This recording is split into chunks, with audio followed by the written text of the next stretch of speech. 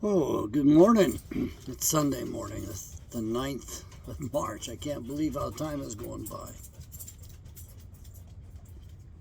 Which reminds me, got one more bill to pay, big one.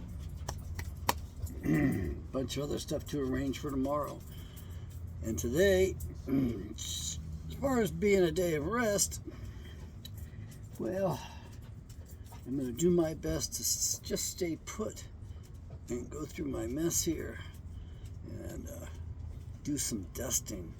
The desert dust was so atrociously sticky and heavy that it's not in the air, it's on everything. So I got out a bunch of dust busters or whatever the handheld pads are. I got those things out. I bought them on sale and I thought I knew I'd use them someday, and it's like I got to go over an inch of this coach. And I'm going to probably run my air filter at full blast to try to get rid of some from the air, but it's going to be quite a chore. It'll take more than a day, I'm sure.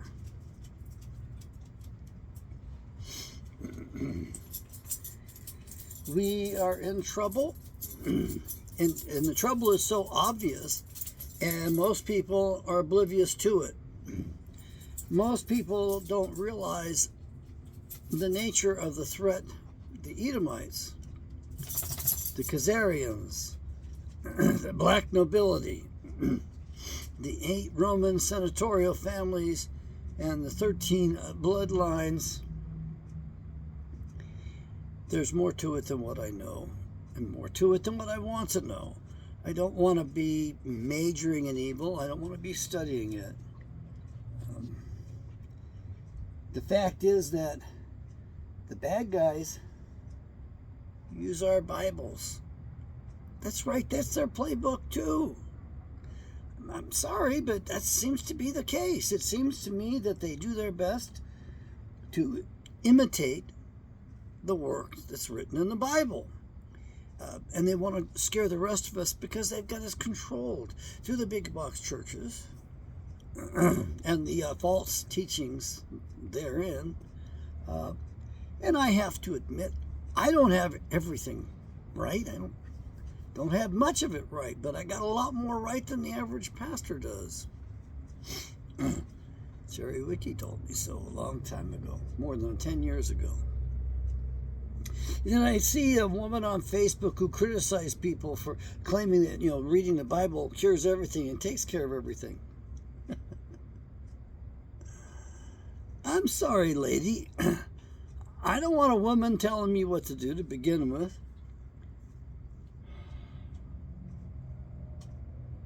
And on top of that, you're doing your best to take the wind out of the sails of those who need some wind, those who need their sails opened up, those who need to get moving.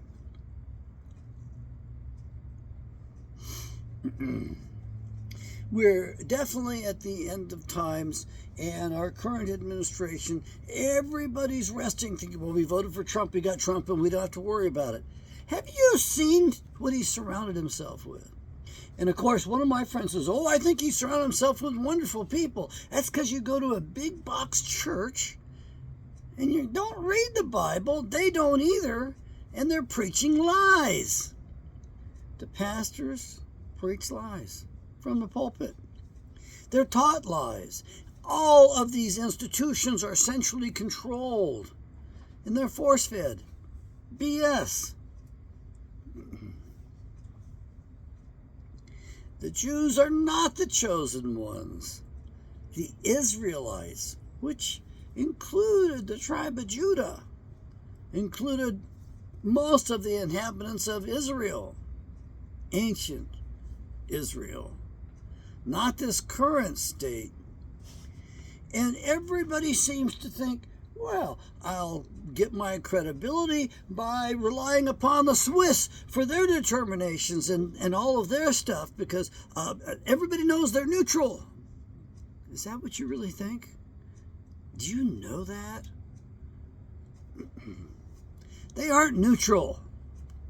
They're actually at the top of the whole food chain. They got different brains in Switzerland.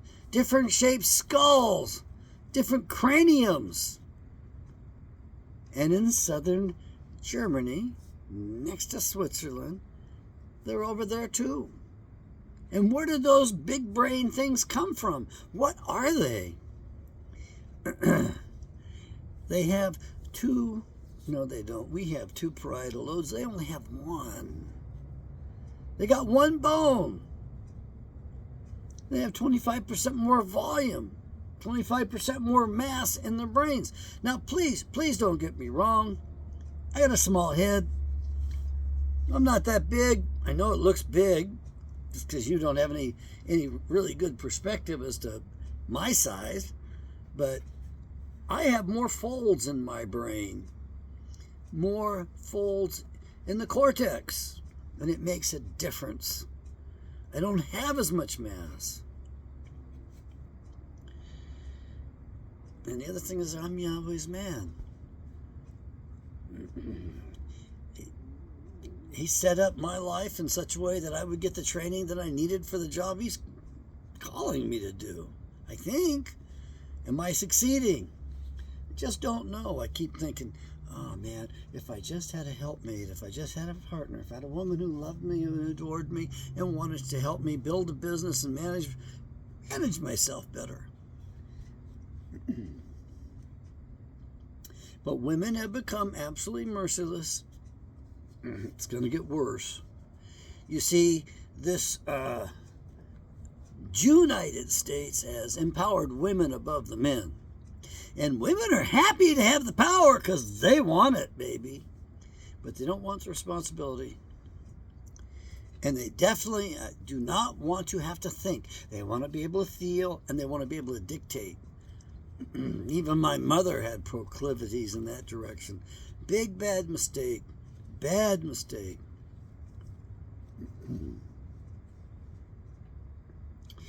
Women destroy. Men build. Men build civilizations. Men build societies. Women tear down their own houses with their own bare hands. And they destroy their own families. I think it's the ultimate selfishness and the ultimate foolishness. And we have to remember, everybody wants to blame Adam. What was Adam when the serpent was with Eve? Well, I'd like to know that too. I really would. But the fact is, you're busy trying to blame Adam and not take the responsibility. And we have our first paternal fraud in the Bible. Why not? Let's get it out.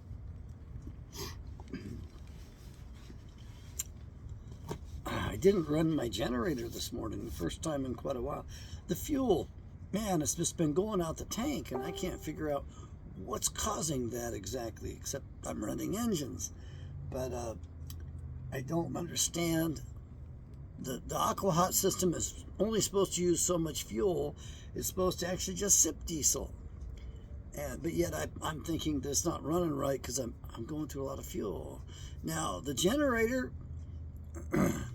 as I use electricity, it ramps up in its RPMs and goes to a higher pitch. And, uses more fuel. But still, it's supposed to sip fuel. And the engine that I have here is supposed to sip fuel. But for me to travel it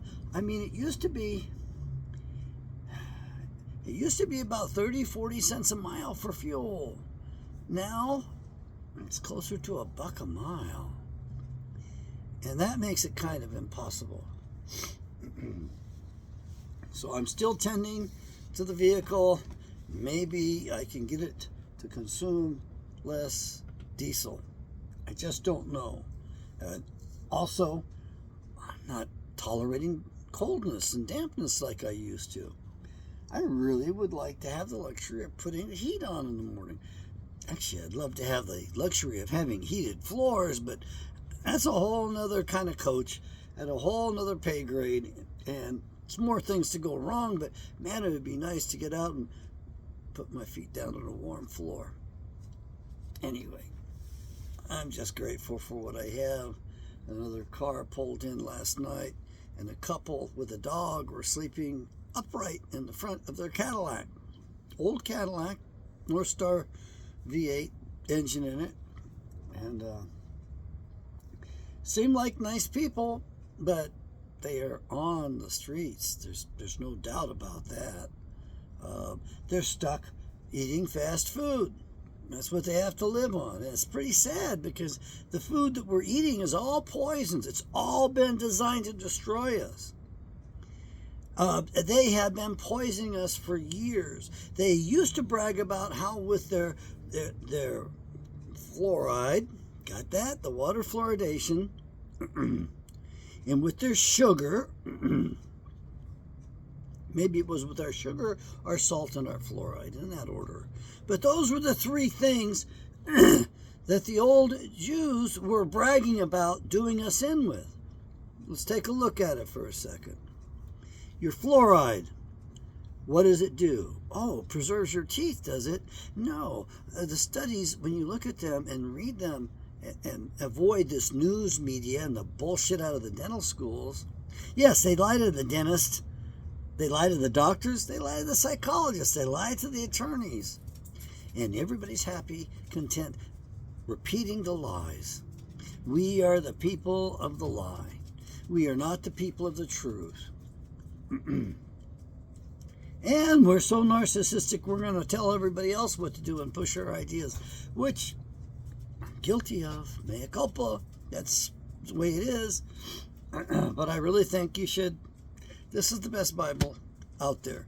It's the best, most accurate translation. And don't worry, I don't know it well enough yet.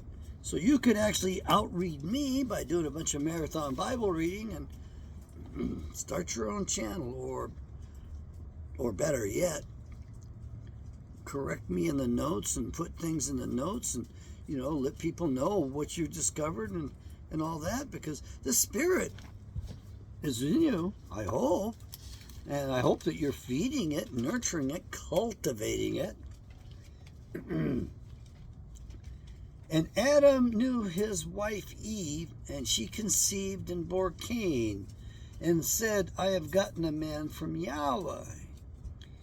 And she again bore his brother Abel, and Abel was a keeper of sheep, but Cain was a tiller of the ground.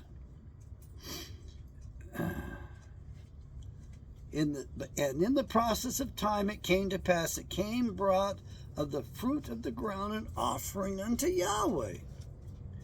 And Abel he also brought of the firstborn of his flock and of the fat thereof.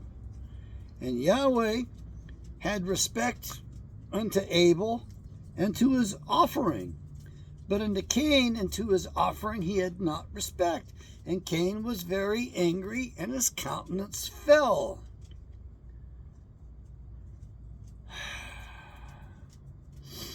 And Yahweh said unto Cain, why are you angry? And why is your countenance fallen? If you do well, shall you not be accepted? And if you do not well, sin lies at your door, and unto you shall be his desire, and you shall rule over him.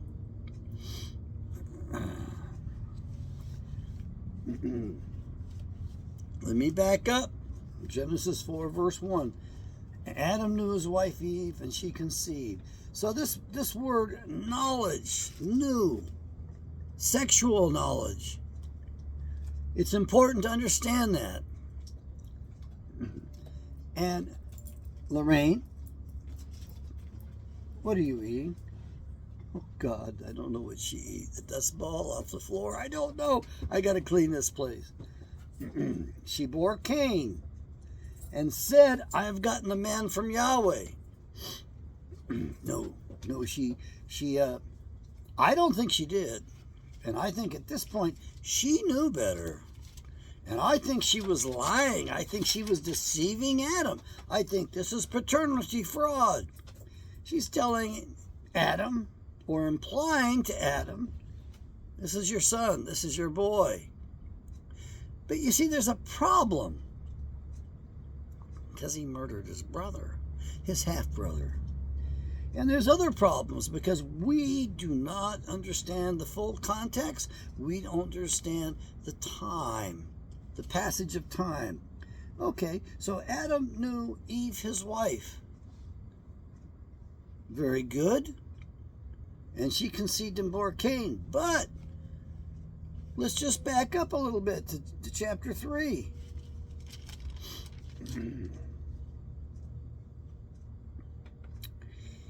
At least this Bible's got this particular word in it. Where's my beautiful multicolored pen? I'll get it eventually.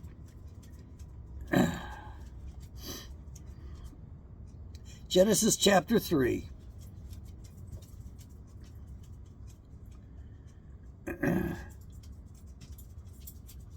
Genesis chapter 3.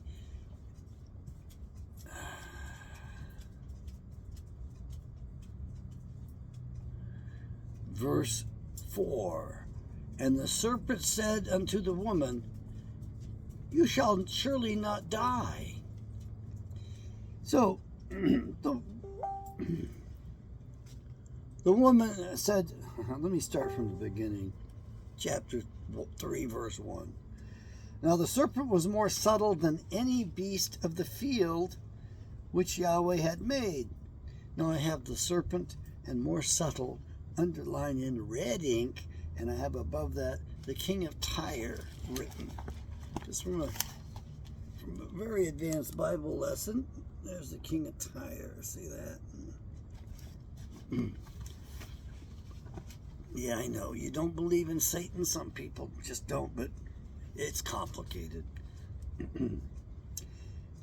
Now the serpent was more subtle than any beast of the field which Yahweh had made. Subtle, sly, cunning. And he said to the woman, hey, he's able to talk. He's got speech. Indeed, has God said, You shall not eat of every tree of the garden? He's challenging her. And the woman said unto the serpent, We may eat of the fruit of the trees of the garden, but of the fruit of the tree which is in the midst of the garden, God has said, You shall not eat it, neither shall you touch it, lest you die.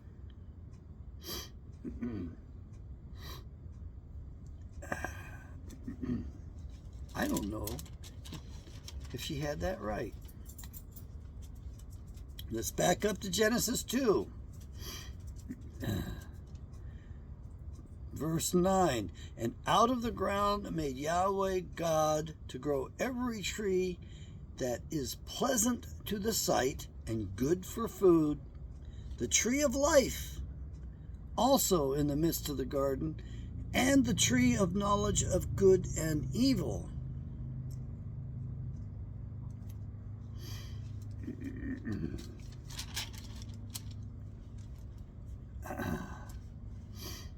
Genesis chapter 2, verse 15. And Yahweh took the man and put him into the Garden of Eden to dress it and to keep it. But of the tree of the knowledge of good and evil you shall not eat of it, for in the day that you eat thereof you shall surely die. Adam was created immortal. Adam and Eve had immortality. Okay. Doesn't say that the way I said it right now, but that's what I believe. Now, I like this next verse quite a bit.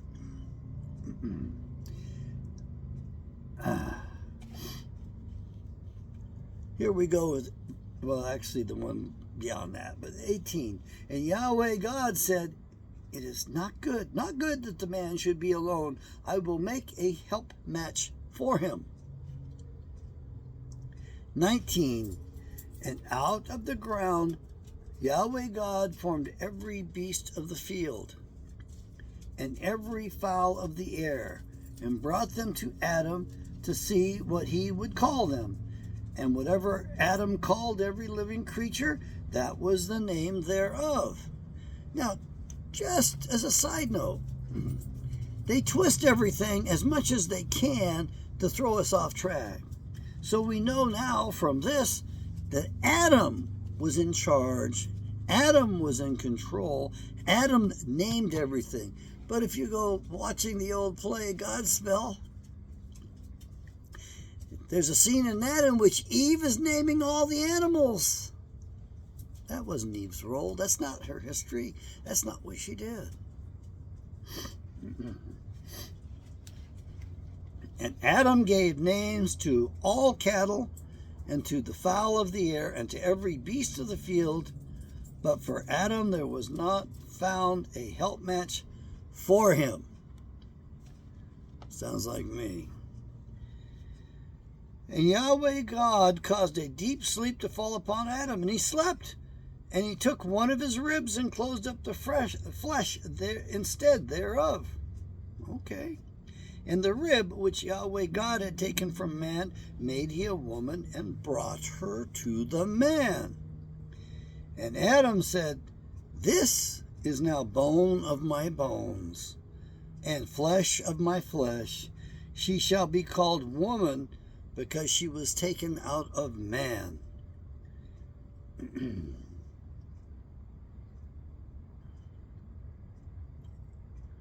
It's very interesting as we read this together. I now realize that the instructions were given to Adam. And Yahweh commanded the man. So the instructions were given to the man. But the woman had the audacity to answer, and she did not have the instructions. She was not given the commandment. The rule wasn't laid down for her. And so the serpent goes after our women as usual. And the women are dumb. The women are stupid. They don't realize they're being used. Feminism was a Jewish ladies' movement. It began, according to Eustace Mullins, with a woman named Alexandria. Alexandria was from Russia. In approximately 1911, she toured the east coast of the United States. She toured up and down the seaboard, talking to the women, stirring the pot, causing trouble, making sure they were dissatisfied. And as a result, women rebelled. They rebelled against the culture. They rebelled all the way around. The flappers, the roaring 20s, all of that stuff, the women decide, hey, we're going to stretch our legs and we're going to get our freedoms. Yeah. Freedom from what? You're either under Yahweh's rule, under God's rule, or you're not. And if you're not under Yahweh's rule, whose rule are you under? You're going to say your own. That would be nice, but you aren't. And I certainly wasn't.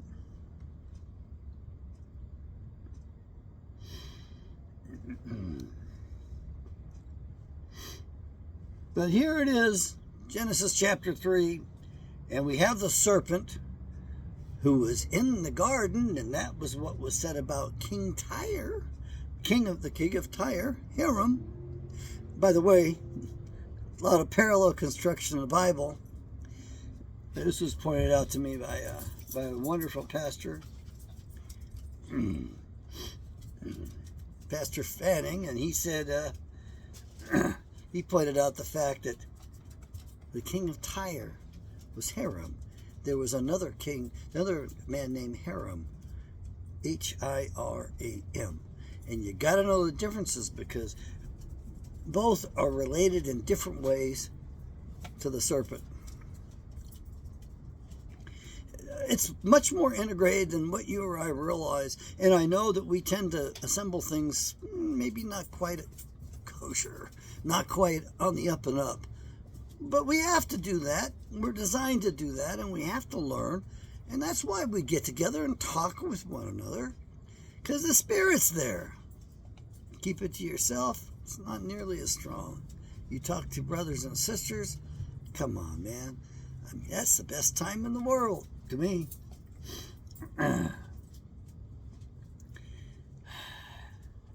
The serpent said to the woman, "Indeed, has God said you shall not eat of every tree in the garden?" And the woman embellishes, apparently. "But of the fruit of the tree which is in the midst of the garden, God says you shall not eat it, neither shall you touch it, lest you die." Well, that's kind of interesting, because we're told over here that we have two trees in the garden. We have the tree of knowledge of good and evil,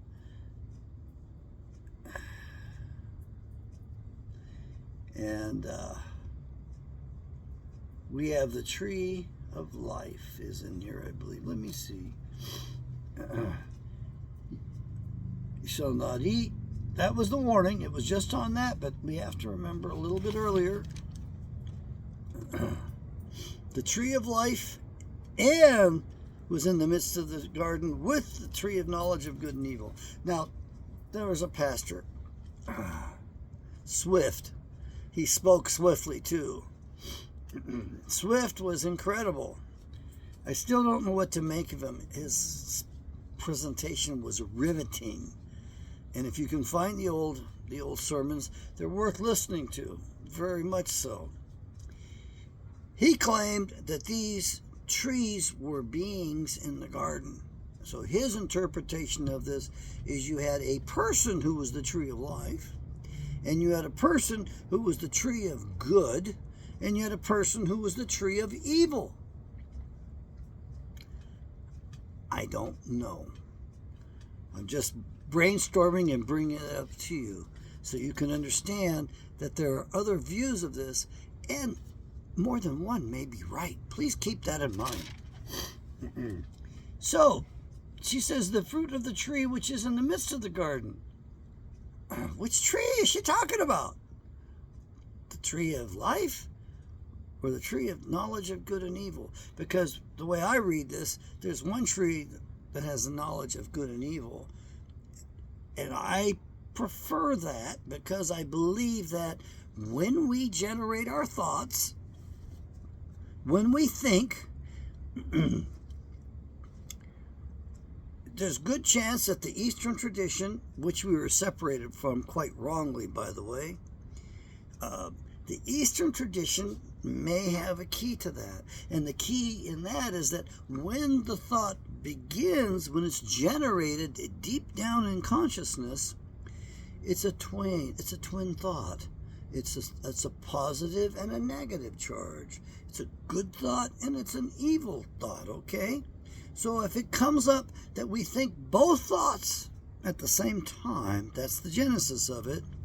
And as it percolates up through consciousness, through all of the divine creation that we've been given with these wonderful cortexes, of which most of the neurons are not excitatory, but inhibitory. Lorraine, kennel, down, quiet. It's mostly inhibitory, meaning we stop ourselves, we inhibit, we check ourselves, we act civilized, we have manners, we have the ability to really consider things before acting rashly. So as these things bubble up through the consciousness, one of them gets filtered out because of all of this incredible cortex and all the inhibitory conditions, the frontal lobes especially. They're not excitatory. You need to understand that. And that might be a difference between the races you and I have created on the planet. We've created these races. We've done it not properly either. That's another lesson for another time. But my main point here is that we don't know which tree they're talking about.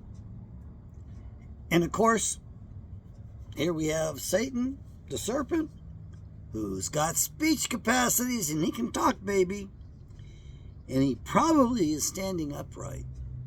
So would he not be in the form of a man? I don't know.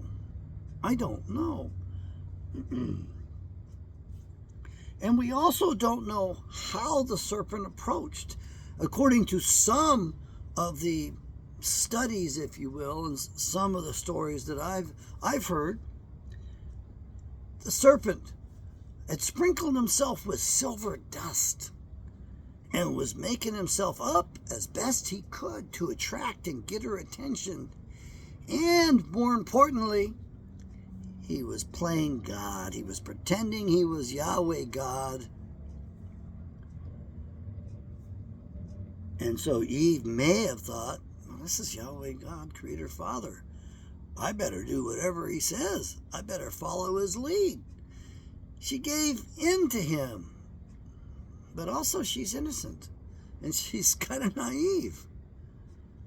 And she, like Adam, is an immortal. And she's under Adam. Adam has the territory. Adam has the throne, so to speak. Adam is the steward of the planet. He was placed in the garden to take care of it. Eden could be small, it could be the whole thing. Who knows?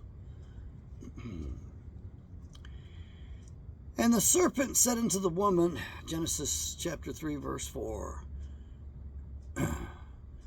you shall not die. And of course, it's not quite, Eve is being legalistic, but she doesn't know her stuff. The commandment was given to Adam, and she's speaking as if she's in charge. You shall not eat of it, neither shall you touch it, lest you die. That's what Eve claims Yahweh God has said. But which tree is it? Tree of life or tree of good and evil? Tree of knowledge of the good, tree of knowledge of good and evil.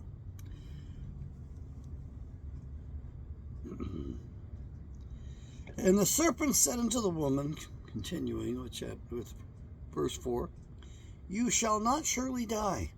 I got that underlined. For God knows that in the day you eat thereof, then your eyes shall be opened, and you shall be as gods, knowing good and evil. Okay. We're about to lose our innocence here.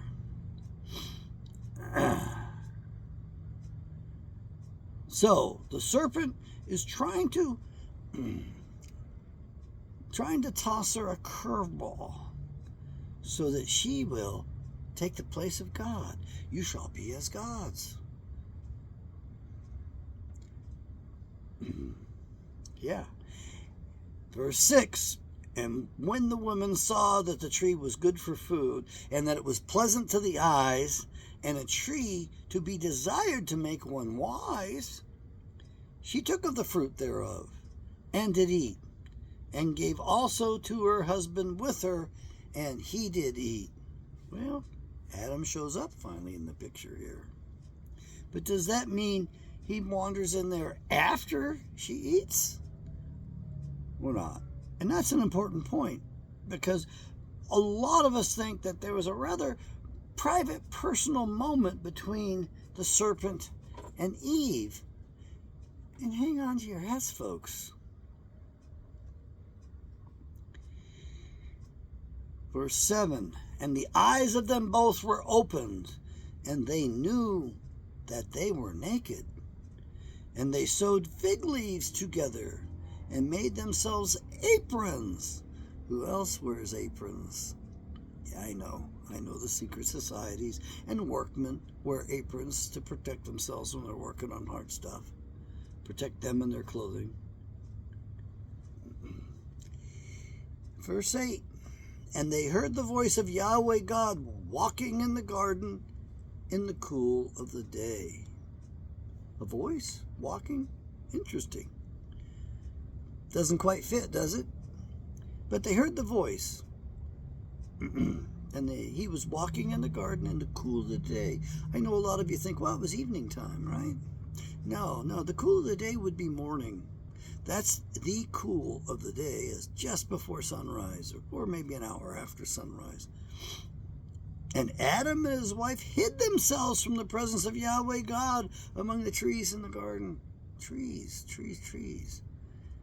Are those physical trees, plants, or are those people? I don't know. But the fact is, they made an effort to hide from Creator Father Yahweh God. And Yahweh God called to Adam, because he's used to hanging out with Adam and walking with him in the cool of the day.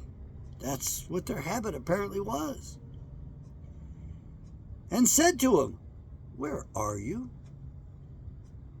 And he replied, "I heard your voice in the garden, and I was afraid because I was naked, and I hid myself." And he said, Yahweh,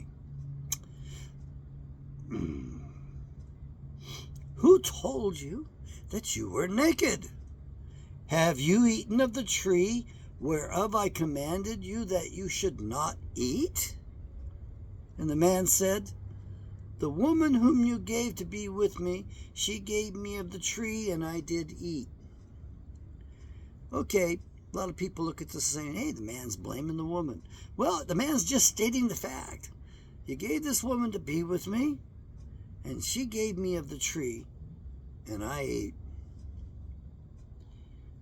Is that blaming the woman? I don't think so. I think it's stating the facts. And Yahweh, this is verse 13 of Genesis chapter 3, this is where I think it all begins. And Yahweh said unto the woman, "Oh, what is this that you have done?" And the woman said, "The serpent beguiled me, and I did eat."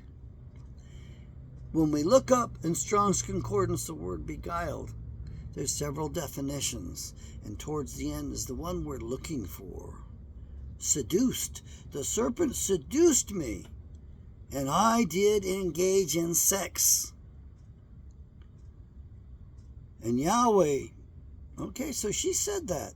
The serpent did seduce her. She did have sex with the serpent. This is not about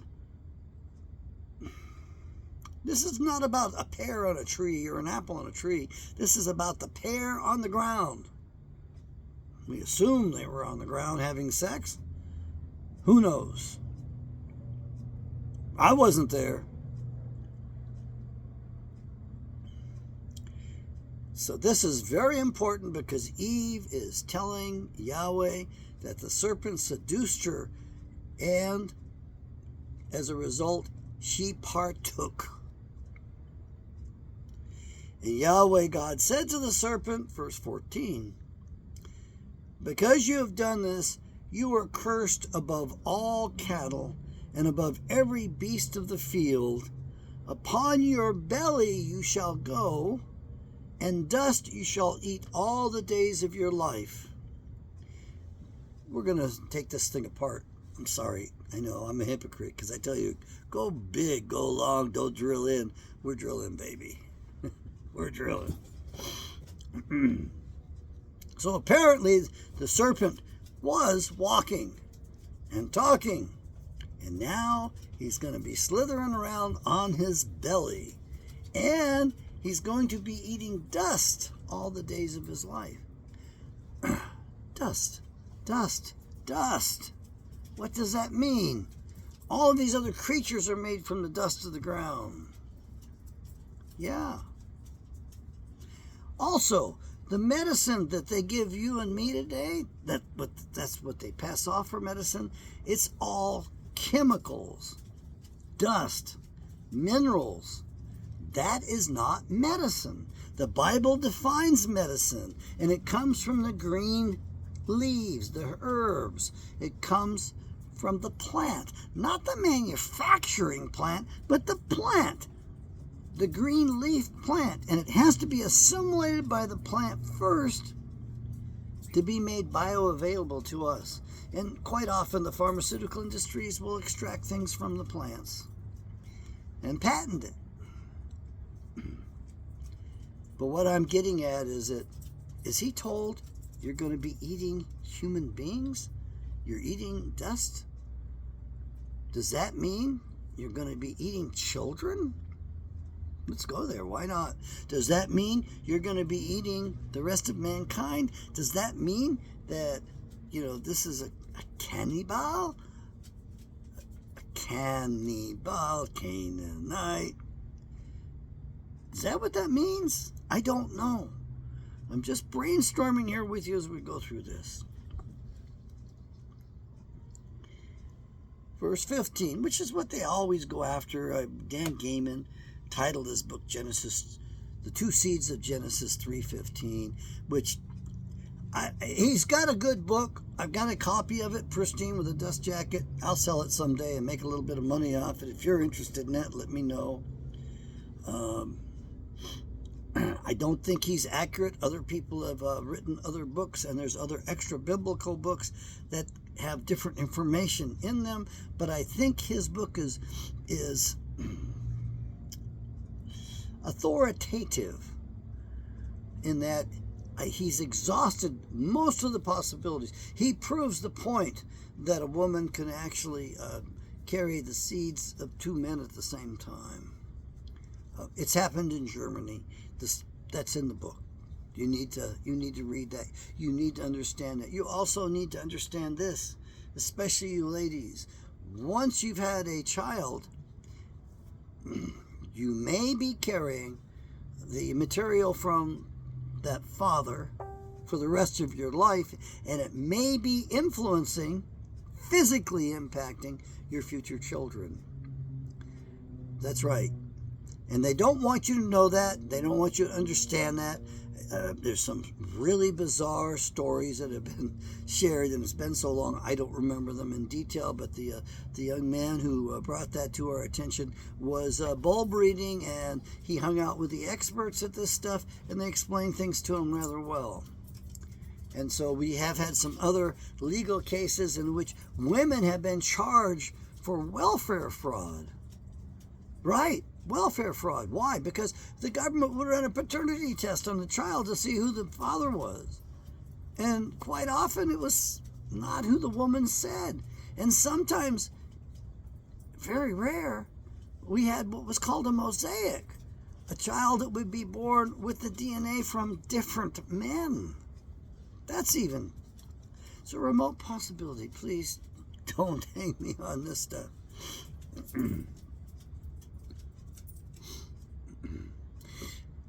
The dust you shall eat all the days of your life is the sentence given to the serpent. Not to you and me. That shit Big Pharma is feeding us operates on principles of toxicity and disabling. And then the good stuff that's good for your body, that's, produced, it's from a plant, and it's assimilatable, and it's not dust, which is what Yahweh says in here is medicine for healing.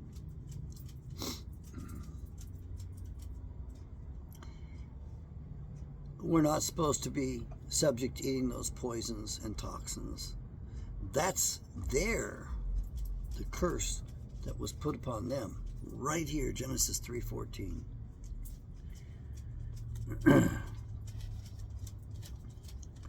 You and I weren't supposed to eat that.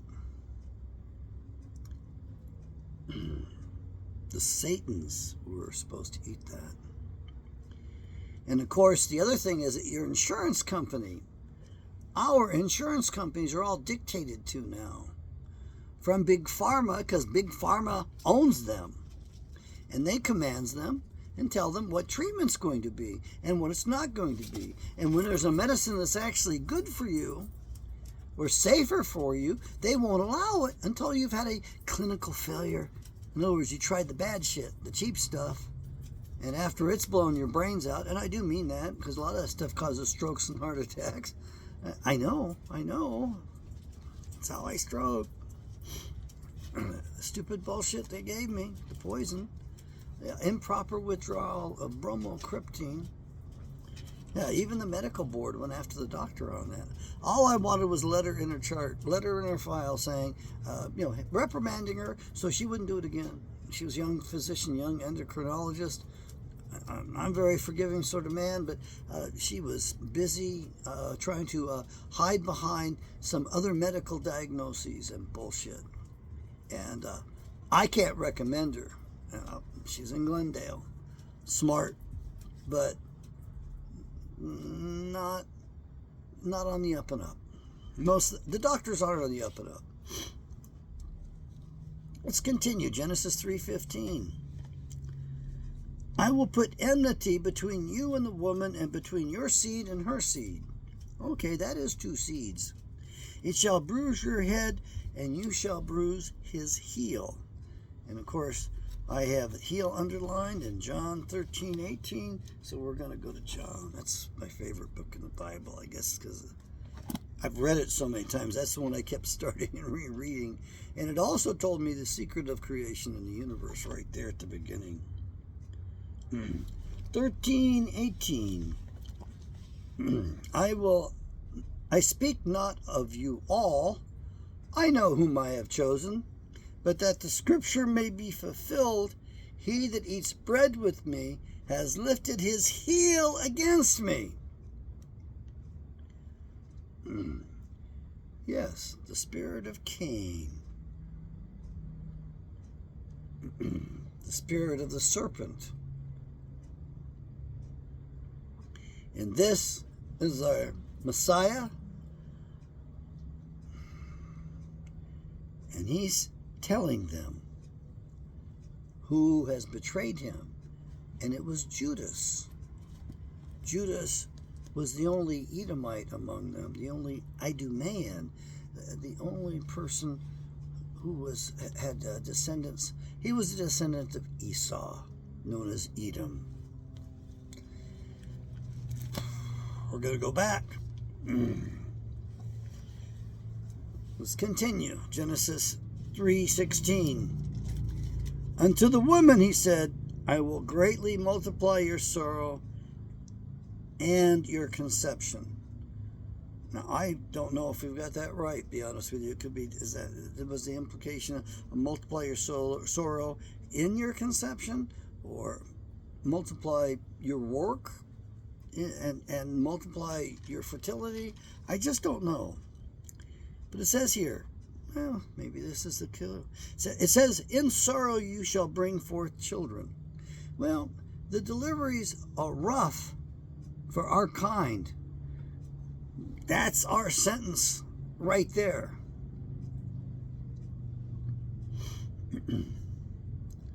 And the others, the other races or species or whatever you have it, the other tribal people, they had much easier childbirths.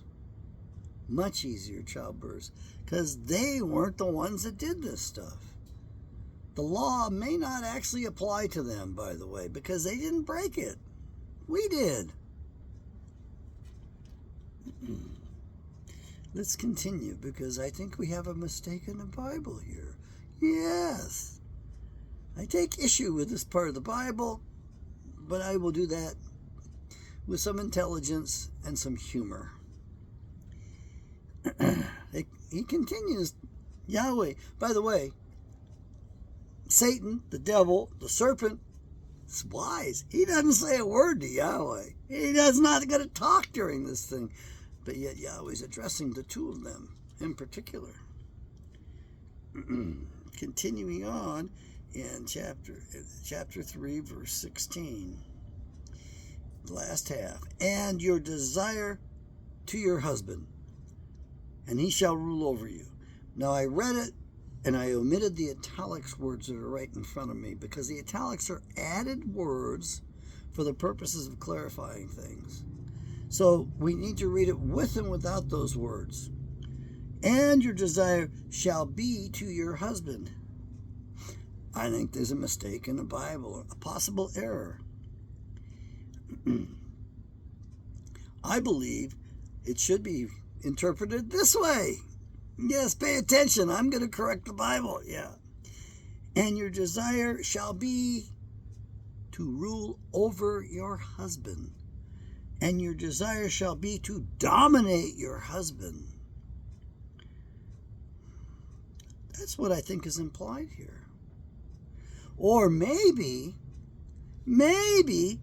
Yahweh's correcting her here and saying, hey, you're going to start desiring your husband, which is the one you're supposed to be having sex with, and not with the frickin' serpent, not with the devil. You know, you're supposed to be, but you're attracted to that. Okay. But let's continue here. Yahweh says to Eve, the last phrase of verse 16 of Genesis chapter 3, regarding her husband, and he shall rule over you. Like it or not, ladies, there it is. Like it or not, men, you can't cater to them. You have to say no to them. You have to set proper boundaries to them. Because if you let them represent you and let them talk upon your behalf, look at the trouble Eve got us into. The nature of women, which we've discovered is consistent and true to this day. And to Adam, he said, because you have listened to the voice of your wife and have eaten of the tree of which I commanded you, saying, you shall not eat of it, cursed is the ground for your sake. In sorrow you shall eat of it all the days of your life. Thorns and thistles shall it bring forth to you, and you shall eat the herb of the field. In the sweat of your face shall you eat bread, till you return to the ground. For out of it were you taken, for dust you are, and to dust shall you return. And Adam called his wife's name Eve.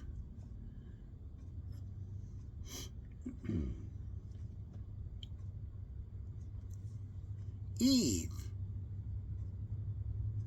Evil. Eve.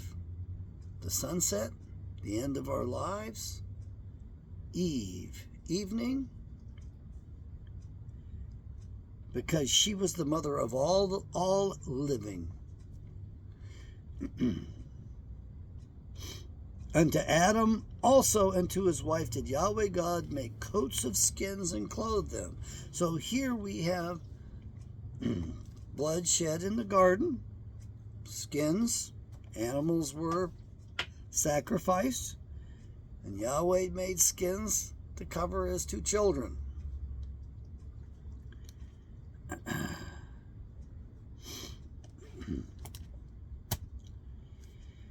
Here's the problem.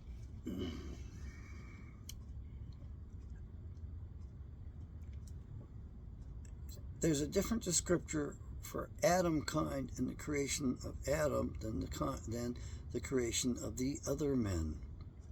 There was one more element, 3 elements attributed to Adam kind, also attributed to Creator Father Yahweh.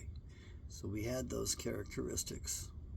But at that point, and we had immortality, but at that point we lost immortality and we were sentenced. So now when we die, if the queen of the gorillas, Coco, has it right, we may be following what happens to gorillas when they die, which is resting in a comfortable hole in the earth. That's what Coco said in her wisdom.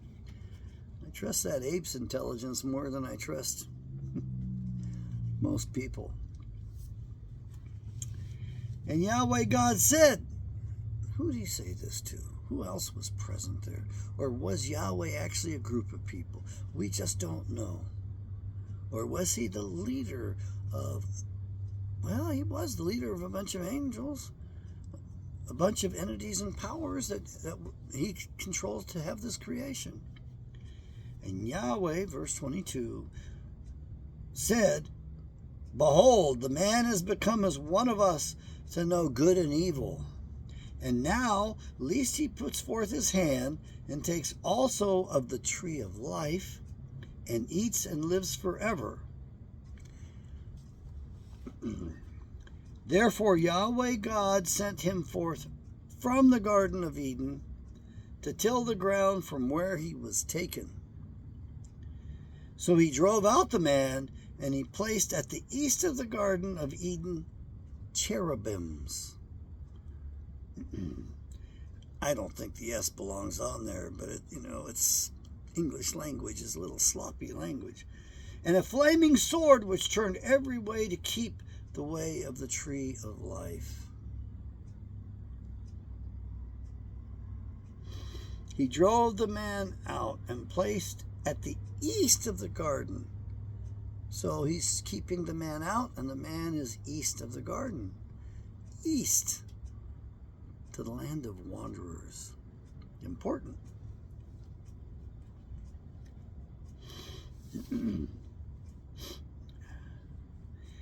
Genesis 4, paternity fraud, which I think we should put an end to on the planet.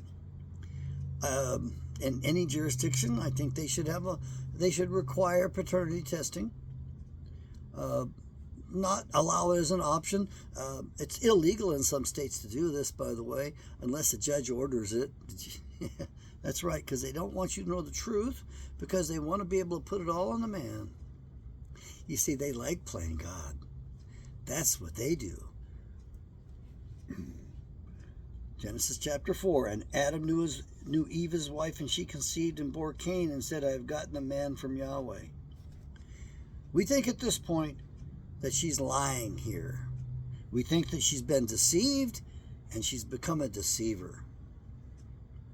And so she basically points out that Cain is from Yahweh. No, he's not. Cain is from the serpent. Cain has a father. He's not a bastard. There are no bastards. Cain's father is the serpent, who has a name, by the way.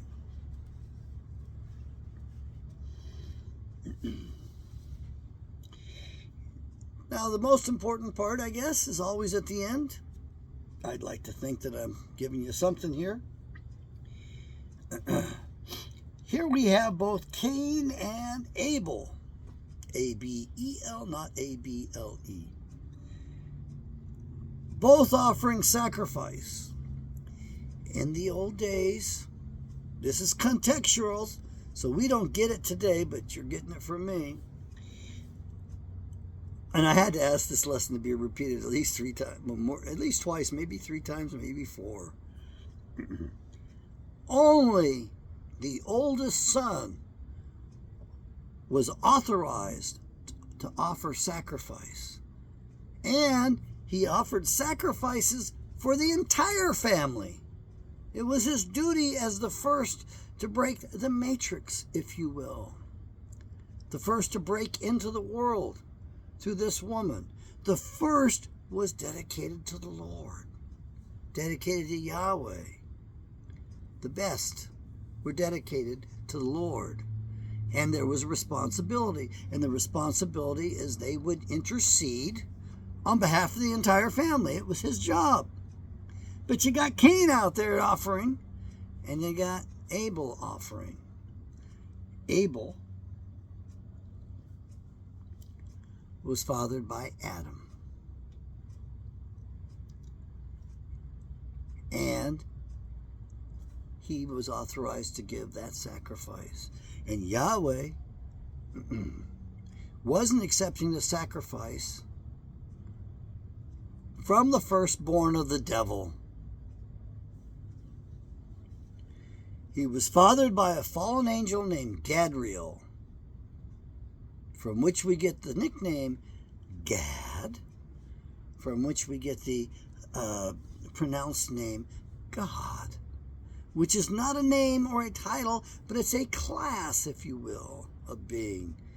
It's an objective class. It's not an individual, and it's not his first name. Yahweh is his name. May Yahweh bless.